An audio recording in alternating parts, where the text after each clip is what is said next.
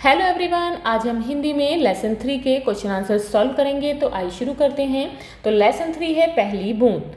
तो सबसे पहले है मेरी समझ से। नीचे दिए गए प्रश्नों का सटीक उत्तर कौन सा है, उसके सामने तारा बनाइए। तो पहला है यहाँ पर, कविता में नवजीवन की ले अंगड़ाई किसके लिए प्रयुक्त हुआ है। तो ऑप्शन में है बादल, बूंद, अंकुर या फिर पावस। तो कविता में नवजीवन लेकर कौन अंगड़ाई लेकर उठ रहा है? अंकुर, यानी कि जो बीज है उनमें से जो अंकुर जमीन से निकल रहे हैं। तो यहाँ पर आंसर होगा अंकुर। इसके सामने स्टार बना देंगे। अब यहाँ पर नेक्स्ट है, नीले नयनों सा यह अंबर, काली पुतली से ये जलधर में काली पुतली क्या है, यानी कि किसको काली पुतली बोला गया है। तो यहाँ पर ऑप्शन है बारिश की बूंदें, नगाड़ा या फिर बादल या वृद्ध धरती, यानी कि बूढ़ी धरती। तो यहाँ पर नीले नयनों सा यह अंबर, यानी कि नीली आंखों के समान ये आसमान, काली पुतली से ये जलधर, काली पुतली से ये जलधर यानी कि जिनमें जल भरा हुआ है, यानी कि बादल। तो काली पुतली क्या है? तो काली पुतली है बादल। तो आंसर होगा यहाँ पर बादल। तो यहाँ पर स्टार बनाएंगे। अब यहाँ पर है, आप अपने मित्रों के साथ चर्चा कीजिए कि आपने ये उत्तर क्यों चुने। तो आप इस तरीके से बता सकते हैं कि अंकुर फूट पड़ा धरती से, नवजीवन की ले अंगड़ाई। यह पंक्ति स्पष्ट रूप से अंकुर के बारे में बात करती है। अब यहाँ पर दूसरा आंसर हमने क्यों चुना? काली पुतली से ये जलधर, यहाँ जलधर का अर्थ है बादल, जो काली आंखों की पुतली के समान दिखते हैं। अब यहाँ पर है, मिलकर करें मिलान। कविता की कुछ पंक्तियाँ नीचे दी गई हैं। इन पंक्तियों में कुछ शब्द रेखांकित हैं। दाहिनी ओर रेखांकित शब्दों के भावार्थ दिए गए हैं, इनका आपको मिलान करना है। तो यहाँ पर ये है कविता की पंक्तियाँ और यहाँ पर भावार्थ हैं। तो यहाँ पर पहला है, आसमान में उड़ता सागर लगा बिजलियों के स्वर्णिम पर, यानी कि आसमान में उड़ता सागर क्या है? तो उड़ते कौन है? बादल। तो यहाँ इसके साथ मिला देंगे। उसके बाद है, बजा नगाड़े जगा रहे हैं बादल धरती की तरुणाई। तो बजा नगाड़े यानी कि कौन गरज रहे हैं? तो मेघ गर्जना को बोला गया है बजा नगाड़े जगा रहे हैं। तो उसके बाद मेघ गर्जना के साथ मैच करेंगे। उसके बाद है, नीले नयनों सा यह अंबर, काली पुतली से ये जलधर। तो नीले नयनों सा, नीली आंखों के समान यह अंबर, यानी कि नीली आंखों के समान क्या है? आकाश, आसमान। उसके बाद है, वसुंधरा की रोमावली सी हरी दूब पुल की मुस्काई। तो हरी दूब के साथ मैच कर देंगे कि पृथ्वी की जो हरी घास है, हरी दूब है, वो खुश होकर मुस्का रही है। अब यहाँ पर है पंक्तियों पर चर्चा। कविता में से चुनकर कुछ पंक्तियाँ नीचे दी गई हैं, इन्हें ध्यान से पढ़िए और इन पर विचार कीजिए। आपको इनका क्या अर्थ समझ में आया, अपने विचार कक्षा में अपने समूह में साझा कीजिए और अपनी लेखन पुस्तिका में लिखिए। आसमान में उड़ता सागर लगा बिजलियों के स्वर्णिम पर, बजा नगाड़े जगा रहे हैं बादल धरती की तरुणाई। तो इन पंक्तियों में कवि ने मानसून के आगमन का बहुत सुंदर चित्रण किया है, यानी कि वर्षा ऋतु के आने का बहुत ही प्यारा चित्रण किया है। तो पहला है यहाँ पर, आसमान में उड़ता सागर। तो इस वाक्यांश में बादलों की तुलना समुद्र से की गई है कि आसमान में जो बादल हैं वो ऐसे उड़ रहे हैं मानो सागर उड़ रहा हो, कि जो आसमान में फैलकर उड़ते हुए प्रतीत होते हैं। अब यहाँ पर है, लगा बिजलियों के स्वर्णिम पर। यहाँ कवि ने बिजली की चमक को, यानी कि जो बिजली चमकती है गड़गड़ाहट के साथ, तो बिजली की चमक को स्वर्णिम पंखों से जोड़ा है, यानी कि सुनहरे सोने के पंखों से, परों से जोड़ा है। बिजली की चमक आकाश में स्वर्णिम पंखों के समान दिखाई देती है। अब यहाँ पर है, बजा नगाड़े जगा रहे हैं। इस पंक्ति में नगाड़ों का उल्लेख है, जो मानसून के दौरान गरजने वाली बिजली और बादलों की आवाज़ को दर्शाता है, यानी कि नगाड़ों की आवाज़ को किसके साथ जोड़ा गया है? बिजली और बादलों की गड़गड़ाहट की आवाज़ को। अब यहाँ पर है, बादल धरती की तरुणाई। इस पंक्ति में जो आखिरी पंक्ति है, इसमें बादलों की धरती की युवा अवस्था, यौवन अवस्था या फिर कह सकते हैं उर्वरता को जगाने वाला कहा गया है। जैसे ही बारिश होती है, धरती फिर से हरी भरी हो जाती है, जो कि युवा अवस्था की तरह है। अब यहाँ पर आगे पंक्तियाँ हैं, नीले नयनों सा यह अंबर, काली पुतली से ये जलधर, करुणा विगलित अश्रु बहाकर धरती की चिर प्यास बुझाई। तो इन पंक्तियों में कवि ने बहुत सुंदर रूपक, यानी कि रूपक अलंकार के माध्यम से आकाश और वर्षा के बीच के संबंध को दर्शाया है। तो यहाँ पर पहले कहा है कवि ने, नीले नयनों सा यह अंबर, यानी कि इस पंक्ति में आकाश को नीली आंखों की तरह बताया गया है कि ये जो आकाश है ये नीली आंखों के समान, नीली आंखों की तरह लग रहा है। काली पुतली से जलधर, जलधर यानी कि जिनमें जल भरा हुआ होता है, जो जल धारण करते हैं, तो यहाँ बादलों को काली पुतलियों के रूप में चित्रित किया गया है। करुणा विगलित अश्रु बहाकर, इस पंक्ति में वर्षा को करुणा से भरे आंसू के रूप में दिखाया गया है, यानी कि दुख से भरे हुए आंसू के रूप में। इसका अर्थ है कि बारिश धरती के दुखों को कम करने और उसे राहत देने के लिए आती है। नेक्स्ट है धरती की चिर प्यास बुझाई, चिर यानी कि बहुत लंबे समय से प्यासी। अंतिम पंक्ति में कहा गया है कि इन करुणा से भरे अश्रुओं ने धरती की पुरानी और स्थायी प्यास को बुझा दिया है, चिर प्यास को बुझा दिया है, जिससे वह फिर से जीवन से भर उठती है। अब यहाँ पर है सोच विचार के लिए। कविता को एक बार फिर से पढ़िए और निम्नलिखित के बारे में पता लगाकर अपनी लेखन पुस्तिका में लिखिए। तो फर्स्ट है, बारिश की पहली बूंद से धरती का हर्ष कैसे प्रकट होता है। तो इसका आंसर इस तरीके से लिख सकते हैं कि गर्मी की वजह से धरती सूख गई थी, यानी कि जो वर्षा ऋतु होती है उससे पहले कौन सी ऋतु होती है, ग्रीष्म ऋतु। तो ग्रीष्म ऋतु में बहुत गर्मी पड़ती है, जिसके कारण धरती सूख गई थी। जब बारिश की पहली बूंद धरती पर गिरी तो धरती को सुकून महसूस हुआ। इसी बूंद के कारण धरती में से नया अंकुर बाहर निकल आया। जो भी बीज छिपे हुए थे बारिश पड़ने से वो सभी अंकुरित हो गए, यानी कि बाहर उनमें से पौधे निकलने लगे, सारी जगह हरियाली छा गई। इस तरह से बारिश की पहली बूंद से धरती का हर्ष प्रकट होता है। अब यहाँ पर आगे है, कविता में आकाश और बादलों को किन के समान बताया गया है। तो कविता में आकाश को नीली आंखों के समान और बादलों को आंखों के काली पुतलियों के समान बताया गया है। अब यहाँ पर है कविता की रचना। आसमान में उड़ता सागर लगा बिजलियों के स्वर्णिम पर।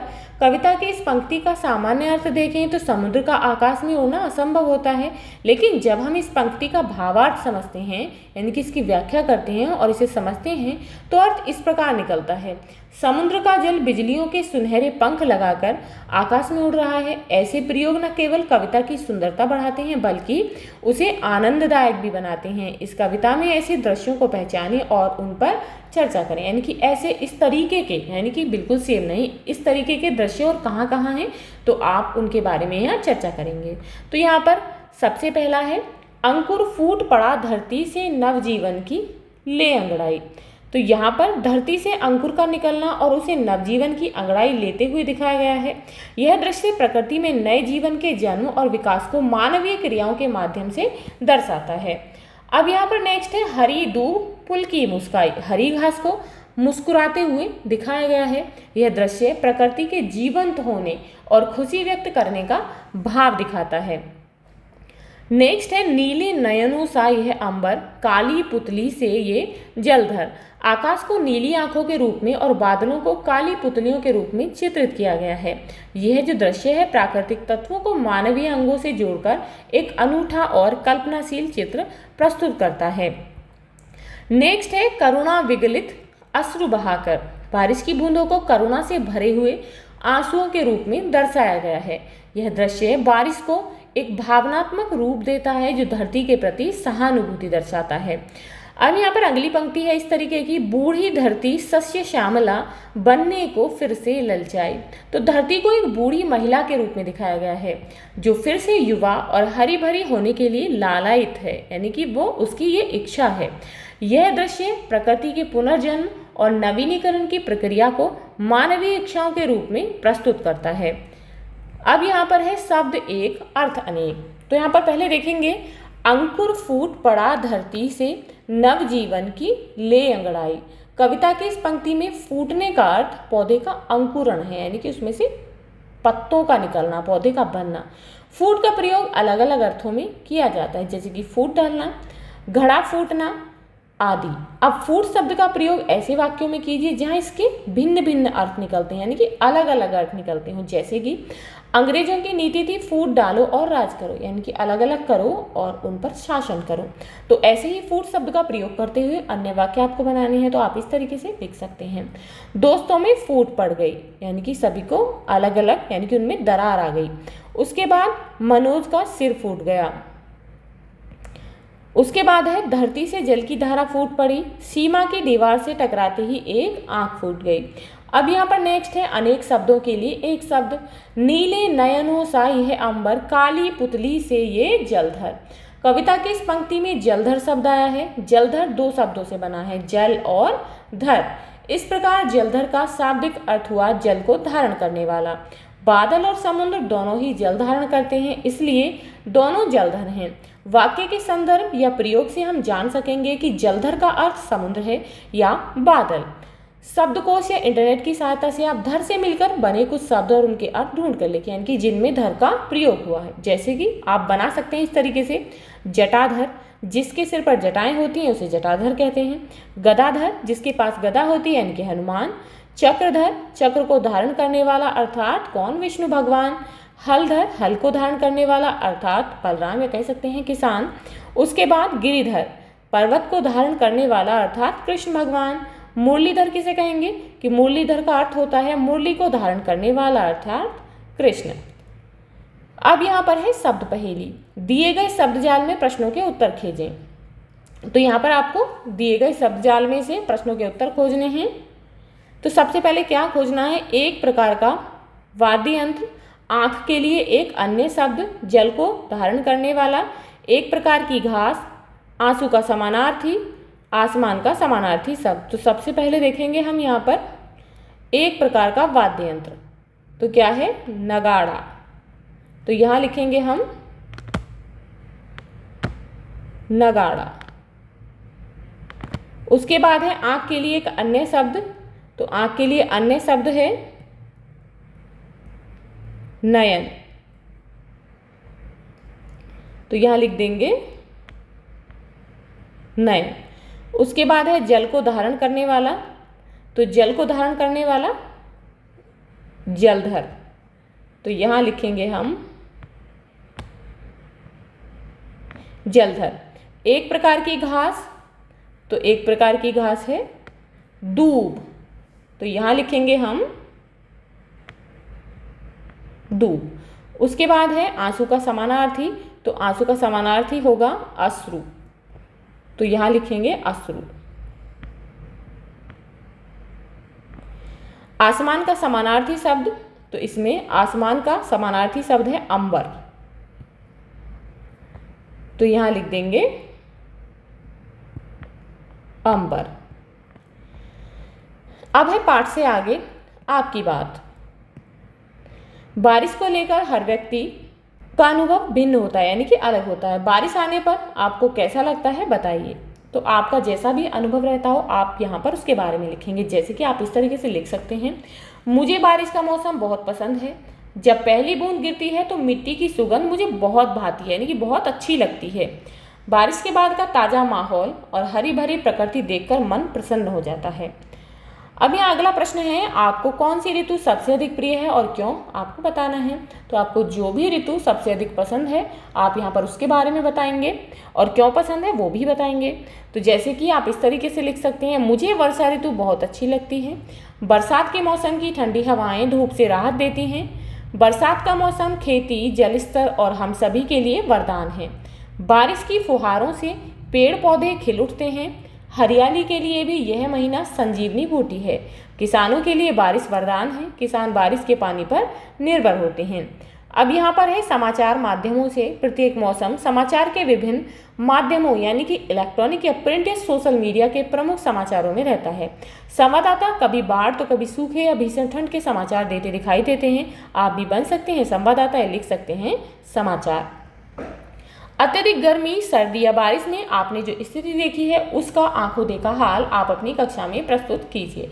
यानी कि आपने जब भी गर्मी या सर्दी या बहुत बारिश देखी है और जिस प्रकार से भी देखी है आप उसका अपनी आंखों से जो भी आपने देखा है वो अपनी कक्षा में बताएंगे। इस तरीके से बता सकते हैं कि जैसे कि पिछले गर्मियों में जब तापमान 44 डिग्री सेल्सियस तक पहुंच गया था, मैंने देखा कुछ लोग जो बाहर थे वे छाते या टोपी का उपयोग कर रहे थे, यानी कि बहुत भीषण गर्मी थी। पशु पक्षी छाया में आराम कर रहे थे, कुत्ते जीभ बाहर निकालकर हाँफ रहे थे। लोग ठंडे पेय पदार्थों और आइसक्रीम की दुकानों पर भीड़ लगा रहे थे। गर्म हवाएं चल रही थी जो धूल भी उड़ा रही थी।